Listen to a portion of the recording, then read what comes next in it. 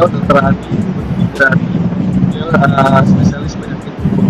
Jadi hari ini kita akan mendengar informasi dari Dr. Adi bagaimana caranya mencegah karyawan di bulan puasa. Silakan dokter. Terima kasih Dr. Niko. Kalau ada sariawan pasti nggak enak ya dok, lagi puasa terus ada sariawan gitu ya. Nah, kalau bicara sariawan, mungkin sebelum kita bicara cara mencegahnya, mungkin kita perlu tahu juga nih dok, sariawan itu apa sih sebenarnya gitu ya. Mungkin kalau di bidang saya itu sariawan itu berupa perlukaan ya dok di mukosa mulut. Nah, penyebabnya ini dok yang paling sering kita nggak tahu nih, ternyata ada berbagai macam faktor yang memicu ataupun yang mempermudah timbulnya sariawan. Nah, salah satunya itu kalau di bulan puasa nih, yang paling sering adalah kondisi kita makan atau minuman-minuman yang manis ya dok, terutama ya. Apakah itu misalnya minuman berkarbonasi misalnya gitu. Nah, ternyata hal-hal seperti itu tuh bisa juga dok memicu sariawan bagi orang-orang yang memang sudah punya bakat sariawan. Itu. Nah, atau misalnya juga kondisi-kondisi di mana kita jarang sekali dok misalnya makan sesuatu yang lebih bernutrisi mikro ya. Mungkin kalau kita bahasannya itu vitamin dan mineral nih dok. Kan kalau kita buka puasa cenderungnya kita makannya gorengan gitu kan. Jarang lah kita mungkin mengkonsumsi banyak buah-buahan, terutama buah-buahan yang banyak mengandung air. Nah, ternyata gorengan ataupun yang sifatnya mungkin pedas gitu dok, itu ternyata juga memicu area mukosa mulut kita ini terinduksi untuk terbentuknya sariawan. Nah, hal-hal seperti ini nih biasanya yang bikin kita makin nggak enak nih saat kita berpuasa. Nah, ditambah lagi beberapa kasus itu dok, ternyata ada penelitian kalau kita kurang tidur gitu ya, kurang tidur itu juga bisa memicu dok. Itu ada beberapa hormon di dalam tubuh kita, mungkin karena kita ada penelitian tuh dok, jadi kalau orang tuh diukur dia lewat dari jam 11 malam gitu, dia tidurnya kurang, nah itu bisa memicu atau menginduksi terbentuknya sariawan. Jadi mungkin kalau hal-hal seperti tadi kita hindarkan gitu ya, itu pasti deh bisalah nggak akan muncul sariawan, walaupun misalnya memang kita punya bakat ya dok, punya bakat, mungkin paling tidak sariawannya munculnya tidak banyak, atau misalnya sariawan yang muncul itu tidak dalam posisi yang besar atau ukurannya lebih kecil. Begitu sih Dr. Niko.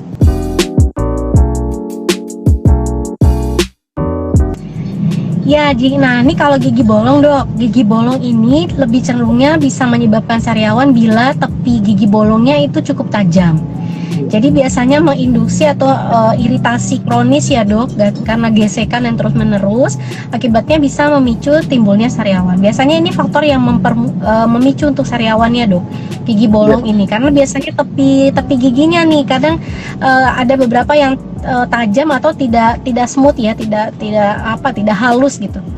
Nah, kalau gigi yang tidak lengkap, biasanya beberapa kontak gigi itu berubah. Nah, kalau kontak gigi berubah, terjadi malposisi gigi.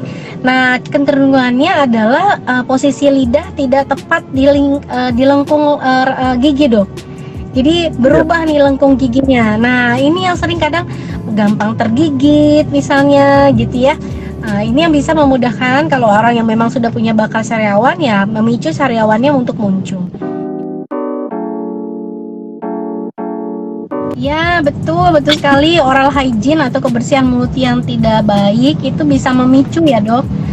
Jadi kemunculan bakteri terutama untuk area-area mulut itu juga bisa memicu.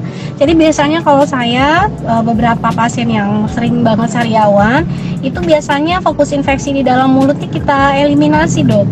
Itu juga membantu sekian persen terhadap insiden terjadinya sariawan. Jadi betul sekali, banyak sekali nih faktor-faktor yang bisa memicu. Jadi kompleks lah kalau ada orang sariawan tuh nggak hanya sekedar minta obat ya dok, tapi kita harus mencari tahu juga pemicunya apa dan kita harus eliminasi satu persatu dok. Ya oke. Jadi kalau teman-teman nanti punya sariawan yang lokasinya di itu saja dan penyembuhannya lebih dari 7 hari, sebaiknya segera diperiksakan ya. Karena sariawan betul bisa berpotensi menjadi keganasan bila tadi ya tidak ditemukan perbaikan yang lebih cepat. Kemudian jangan, ini satu lagi nih Dokter Niko, seringnya tuh pasien-pasien saya menyembuhkannya itu dengan metode sendiri. Misal nih memberikan sesuatu, misalnya nih ada apa ya, ada cara-cara tertentu yang menurut katanya si A, katanya si B gitu, ini bisa. Nah akhirnya terlambat datang ke kita sudah menjadi kasus keganasan. Jadi mungkin kalau untuk teman-teman atau sahabat-sahabat Oke Dok yang punya sariawan, lokasinya itu saja dan cukup lama, sudah 7 hari nggak sembuh-sembuh, sebaiknya segera diperiksakan karena memang resiko itu akan tetap ada. Boleh aja sih Dok, yang penting kan tidak tertelan ya sebenarnya. Tapi kalau menurut saya, kalau kita ada sariawan, sebenarnya tindakan pertama di rumah itu gampang Dok, kumur-kumur larutan garam aja Bu. Itu tipsnya Dok. Kalau ada sariawan dengan kumur-kumur larutan garam, dicoba aja di rumah dengan larutan garam hangat. Kalau misalnya dalam 3 hari tidak ada perbaikan, segera kunjungi dokter terdekat.